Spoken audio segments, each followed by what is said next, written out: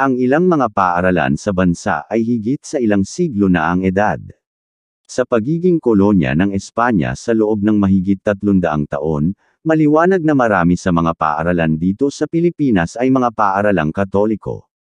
Sa katunayan, ang isang bilang ng mga institusyong pang-edukasyon na itinatag noong panahon ng Espanyol ay nasa paligid pa rin hanggang sa ngayon. Ang mga pinakamatandang unibersidad, kolehiyo, bokasyonal na paaralan at ang unang modernong sistema ng pampublikong edukasyon sa Asya ay nilikha noong panahon ng kolonyal na Espanyol. Ang mga pinakaluma o naunang mga paaralan sa Pilipinas. 10. Seminario Mayor de San Carlos. Ang Seminario de San Carlos na itinatag noong 1783 ng Archdiocese of Cebu, ay nagsisilbing ninuno ng institusyong ito sa Cebu City. Isa din itong top choice kung gusto mong ialay ang iyong buhay sa paglilingkod sa Panginoon bilang isang pari. Ang seminary ay sumusunod sa mga pagpapahalaga at prinsipyo na itinatag ng ikalawang konseho ng Vatican. Bukod pa rito, mayroon silang graduate school program na nagbibigay ng mga degree sa Master of Arts in Theology at Master of Arts sa Pastoral Ministry. Siyam. Colegio de Santa Rosa. Ang institusyon, na itinatag noong 1750, isang paaralan na unang itinayo upang turuan ang mga ulilang babae sa Intramuros, kung saan maaaring matunten ang pinagmulan ng institusyon. Mula noong 1981 hanggang sa kasalukuyan, ang mga madre ng Augustinian Recollect ay nagsilbing mga administrador. Ang preschool, elementarya, junior high, at senior high ay inaalok lahat sa pribadong institusyong ito para sa lahat ng mga babae. 8. St. Mary's College, Quezon City. Ang mga pinagmulan nito ay matutuklasan sa Beaterio de la Compañía de Jesus, isang paaralang itinatag noong 1725 ni Ignacia del Espiritu Santo. Lahat ng Spanish, Chinese mestiza, at Filipino na babae ay tinatanggap sa paaralan. Ang unang kongregasyon na paaralan sa Pilipinas na nagbibigay ng formal na edukasyon para sa mga lalaki at babae.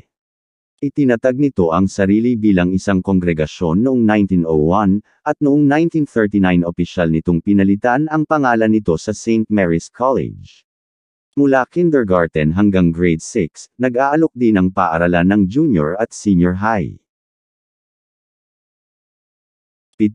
Santa Catalina College. Ang Beaterio Colegio de Santa Catalina de Sina, na itinatag sa Intramuros noong 1706, ay konektado sa paaralan. Ang Santa Catalina College ay isang private, sectarian na paaralan na matatagpuan sa Sampaloc, Maynila. Ito ay kasalukuyang pinamamahalaan ng isang Dominican Order affiliated na kongregasyon na kilala bilang Dominican Sisters of St. Catherine of Siena. Ang Santa Catalina College ay kasalukuyang nagbibigay ng kindergarten, elementarya, junior high, at senior high. Bilang karagdagan, nagbibigay sila ng mga kurso sa kolehiyo para sa mga mag-aaral na naghahabol ng bachelor's degree. 6. San Carlos Seminary. Ang Really Conciliar Colegio de San Carlos, na itinatag noong 1702 ng Archdiocese of Manila, ay nagsisilbing ninuno ng institusyong ito. Ang paaralan ay kasalukuyang nagtataglay ng ilang seminarista, karamihan ay mula sa lugar ng Metro Manila at mula sa ilang dioceses sa Luzon. Nakagawa ito ng ilang kilalang alumni sa paglipas ng mga taon, kabilang ang mga bayaning pari na sina Mariano ng Gomburza at Jacinto Zamora, ang unang Filipino Cardinal Rufino Santos, Cardinal Archbishop ng Cebu Ricardo Vidal, at Bishop Nerio Adjamar, na nahalal na Pangulo ng mga Obispo Katoliko, Kumperensya ng Pilipinas. 5. Santa Isabel College, Manila. Isa sa mga pinakamatandang paaralan ng mga babae sa mundo, ang Colegio de Santa Isabel, na itinatag noong 1632, ay kung saan maaaring matunten ang pinagmulan ng paaralan. Noong una, ang paaralan ay kumukuha lamang ng mga ulilang Espanyol, kalaunan, tinanggap din ito ang mestisang Espanyol. Ang dating all-girls school na ito ay matatagpuan sa Ermita, Manila, at nagbibigay ng elementarya, intermediate, at post-secondary na antas ng edukasyon. Bilang karagdagan, nagbibigay ito ng iba't ibang mga bachelor's degree bilang karagdagan sa mga programang nagtapos sa musika at sining. 4. Colegio de San Juan de Letran. Ang pribadong paaralan ay matatagpuan sa distrito ng Intramuros ng Maynila. Ayon sa mga tala, ang paaralan ay parehong pinakamatandang paaralang sekundarya sa Asya at pinakamatandang kolehiyo sa Pilipinas. Nang ito ay itinatag noong 1620, ang mga kurso sa kolehiyo ay ibinibigay na. Isang mahabang listahan ng mga kilalang nagtapos mula sa institusyon ay kinabibilangan ng ilang mga revolusyonaryong bayaning pati na rin ang mga pangulo ng Pilipinas, mambabatas, makata, at mga hukom. Ang institusyon ay nag-aalok ng pangunahing edukasyon, bachelor's at associate's degree, pati na rin ang isang pambihirang graduate program na may hanay ng mga opsyon.